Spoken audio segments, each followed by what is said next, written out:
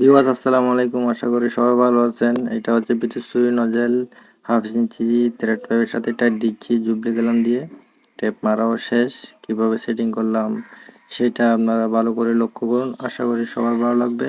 একটা দিয়ে ধরবেন আর একটা দিয়ে টাইট করবেন ভালো করে যাতে ফেটে না যায়, সেদিকে লক্ষ্য রাখতে হবে। এটা হচ্ছে 1/2 ইঞ্চি বিদ্যুৎ সুই নজেল, দুইটা জুবলি গেলাম। এটা হচ্ছে হাওয়ার পাইপ, কালো হাওয়ার পাইপ। এখানে 100 ফুট হাওয়ার পাইপ দেওয়া আছে। এটা হচ্ছে বিদ্যুৎ সুরি নজেল জুবলি কালামে সেটিং করা। এখানে আপনার রন থ্রেডটা সেটিং করব। এটা হচ্ছে হাওয়ার পাইপ আর এটা হচ্ছে বলবো কোম্পানি কম্প্রেসার। এটা হচ্ছে 1/2 ইঞ্চি রন থ্রেড, 1.5 বুস্টার সেটিং করতেছি। এটা হচ্ছে রন থ্রেড 1/2 ইঞ্চি আর এটা হচ্ছে 1.5 বুশ। কীভাবে সেটিং করব সেটা আপনাদেরকে দেখাচ্ছি, আপনারা ভালো করে লক্ষ্য করুন এবং আশা করি শিখতে পারবেন। খুব নর্মালি ভালো করে টাইটটা দিতে হবে যাতে ফেটে না যায়, সেদিকেও আপনাদের লক্ষ্য রাখতে হবে।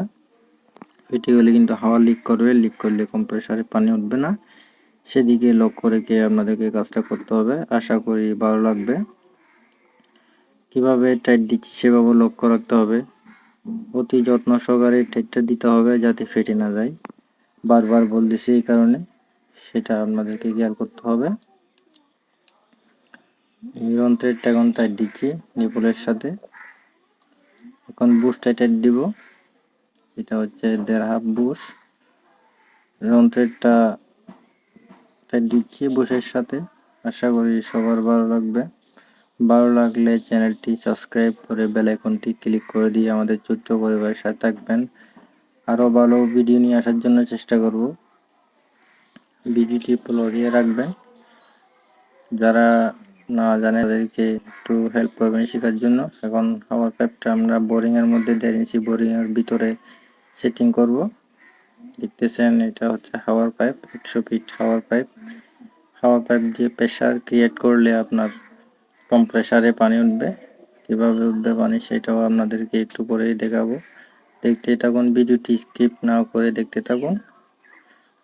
আস্তে আস্তে খুব ভালো করে যত্ন করে ঢোকাতে হবে, যে কোনো সময় বেজে যেতে পারে ভিতরে, সেই জন্য আস্তে আস্তে ঢোকাতে হবে পাইপটা।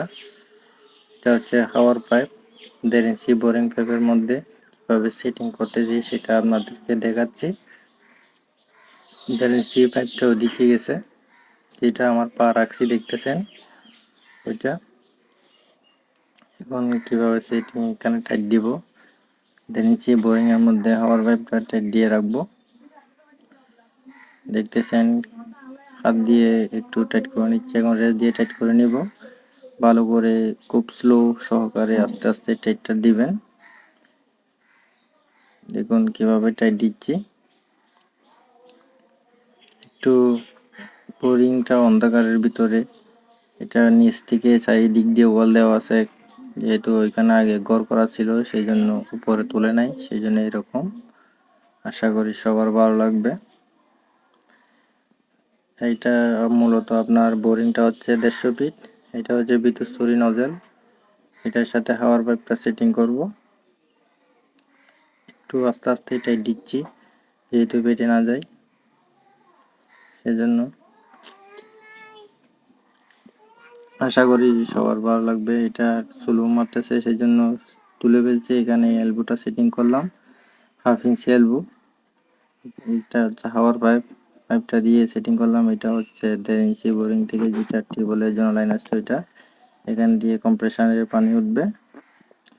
31 ফুট লাইন দিয়ে সেটিং করলাম। এটা হচ্ছে হাওয়া কম্প্রেসারের পানি ট্যাঙ্কিতে উঠছে এটা। এখন আপনাদেরকে পানি কীভাবে পড়তেছে সেটা আমরা দেখার চেষ্টা করতেছি। দেখতেছেন আশা করি কীভাবে পানি উঠতেছে, আশা করি ভালো লাগবে। এটা হচ্ছে বলবো কোম্পানি কম্প্রেসারটা কীভাবে সেটিং করলাম সেটা আপনাদেরকে দেখাচ্ছি। এখন ট্যাঙ্কিতে পানি উঠতেছে সেটা দেখাচ্ছি, আশা করি ভালো লাগবে। ভালো লাগলে চ্যানেলটি সাবস্ক্রাইব করে বেল আইকনটি ক্লিক করে দিয়ে আমাদের সাথে থাকবেন। পরবর্তী ভিডিও নিয়ে আসার জন্য চেষ্টা করব। আসসালামু আলাইকুম রহমতুল্লাহি ওয়া বারাকাতুহু।